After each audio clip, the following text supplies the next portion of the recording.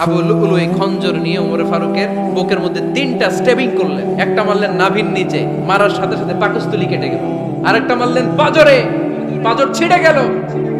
3টা মারার পরে ওমর ফারুক বললেন কাতালানি আল কাল, এক কুকুর আমাকে মেরে ফেলেছে। ওমর ফারুকের ইন্তেকালের ঘটনাটা বলেই আমরা মোনাজাতের দিকে যাব।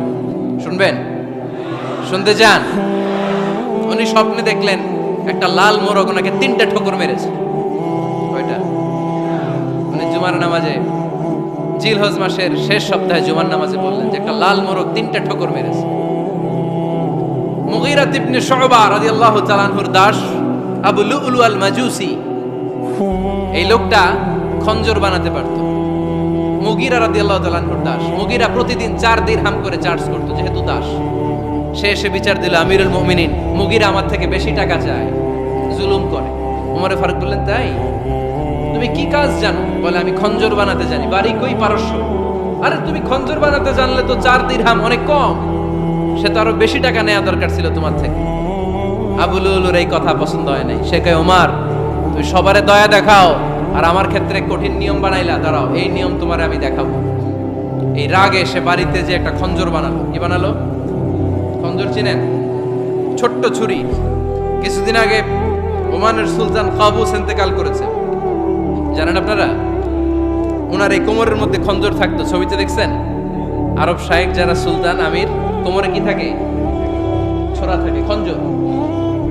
সে বাসায় যে একটা খঞ্জর বানালো, যে খঞ্জরের 2 মাথা, লাহু রাসান ওয়া মাকবাদাতুহু ফি ওয়াসাতি, আর ধরার হ্যান্ডেলটা মাঝখানে, এদিকেও ছুরি এদিকেও ছুরি, যাতে এইভাবে এইভাবে মারা যায়। সে ধার দিতে লাগলো আর বলল ওমর দাঁড়াও, তোমারে আমি দেখাবো। ওমর ফারুক মসজিদে নববীর ইমাম, ফজরের নামাজের সময় এ আবু লুলু আল মাজুসি বুরনুস পরে, চাদর পরে, লুকিয়ে লুকিয়ে, সে অগ্নি উপাসক, মুমিন নয়। ওমর ফারুককে অ্যাটাক করার জন্য গেলেন মসজিদে নববীতে। ওয়াকানু ইউসাল্লুনা বিগালাস, তখন ওনারা অন্ধকারে নামাজ পড়তো। নামাজের সময় যখন হলো, লুকিয়ে লুকিয়ে প্রথম কাতারে ওমর ফারুকের পিছনে মুয়াজ্জিনের পাশেই দাঁড়ানো, হাতে খঞ্জর। ইকামত হলো, ওমর ফারুক সালাত শুরু করলেন, ফজরের সালাত, আল্লাহু আকবার। নামাজ শুরু করলেন, সূরা ফাতিহা বললেন। আরেকটা সূরা যখন পড়তে যাবেন, in the mean time Abu Lulu এই খঞ্জর নিয়ে ওমর ফারুকের বুকের মধ্যে 3টা স্টেবিং করলেন। একটা মারলেন নাভির নিচে, মারার সাথে সাথে পাকস্থলী কেটে গেল। আরেকটা মারলেন পাজরে, পাজর ছিঁড়ে গেল। 3টা মারার পরে ওমর ফারুক বললেন কাতালানি আল কাল, এক কুকুর আমাকে মেরে ফেলেছে। পেছন থেকে এক সাহাবীকে টান মেরে সামনের দিকে নিয়ে গেল, তুমি নামাজের ইমামতি করো। আর ওমর ফারুককে বাকিরা ধরাধরি করে পেছনে নিতে আরম্ভ করল।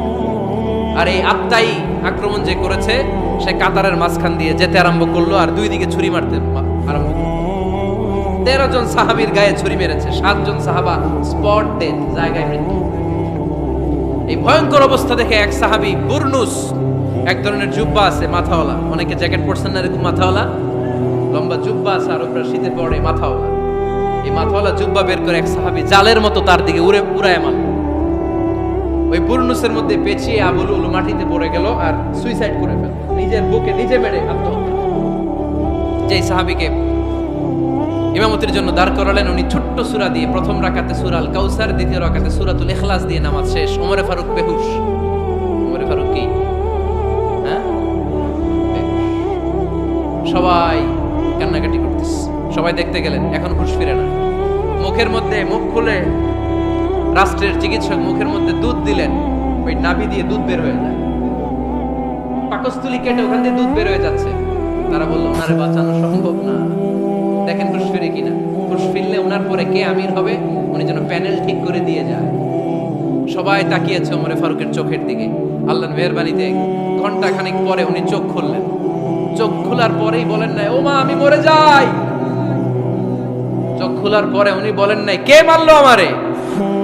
চোখ খোলার পরে উনি বলেন নাই আমার পরে নেতা কে হবে। চোখ খোলার পরে সর্বপ্রথম কথাটি ছিল আসল্লান নাস, আমার নেতৃত্বে যে ফজরের নামাজটা শুরু হয়েছিল এটাকে ঠিকমতো তোরা পড়েছিলি? আমার নেতৃত্বে যে ফজরের জামাত শুরু হয়েছিল সেটা ঠিকঠাক মতো সমাপ্ত হয়েছিল কিনা আগে বল।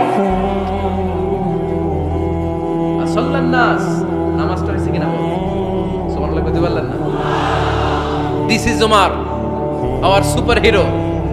নেতা অনেকগুলো লাগে না, এরকম নেতা একটাই যথেষ্ট যে গোটা বিশ্বকে কাঁপায় দিতে পারে। চিল্লায় বলো ঠিক কিনা?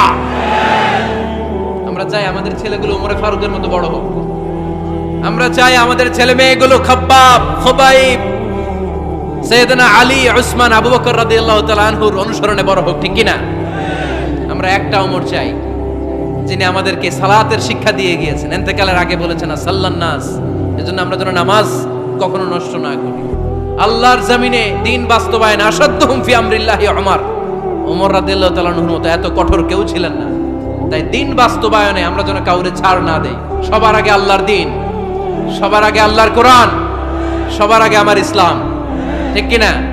চাইলেই কেউ এদেশ থেকে ইসলামরে মিটাই দিতে পারবে না। যে দেশে আল্লাহু আকবার ধ্বনির সাথে সাথে সূর্য উঠে যায়, আল্লাহু আকবার ধ্বনির সাথে সাথে সূর্য ডুবে যায়, সে দেশে আর কিছু থাকবে না থাক আমার ইসলাম থাকবেই, আর কিছু থাকবে না থাক আমার কোরআন থাকবেই। সে ইসলামের সাথে থাকতে রাজি আছেন তো? কোরআনের সাথে থাকতে রাজি আছেন তো?